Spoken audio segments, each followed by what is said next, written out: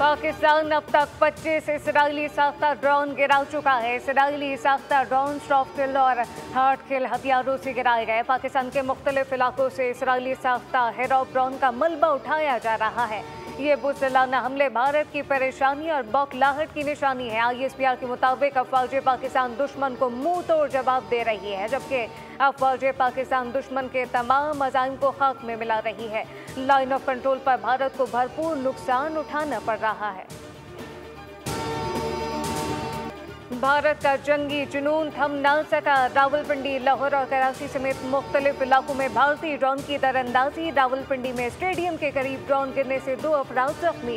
कराची के इलाके मली, शराफी कोट और गुलशन हदीद लिंक रोड पर भी भारतीय ड्रोन तबाह हुए। पुलिस ने धाती टुकड़े तहवील में लिए। लाहौर के इलाके वॉल्टन में 3 ड्रोन गिराए गए। ननकाना और शेखपुरा के इलाकों में भी ड्रोन गिराए गए।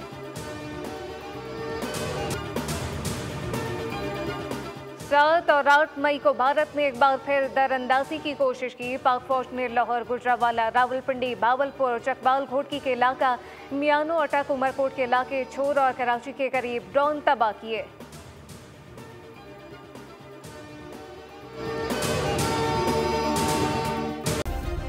सब्सक्राइब करें और बेल दबाएं ताकि कोई खबर रह न जाए।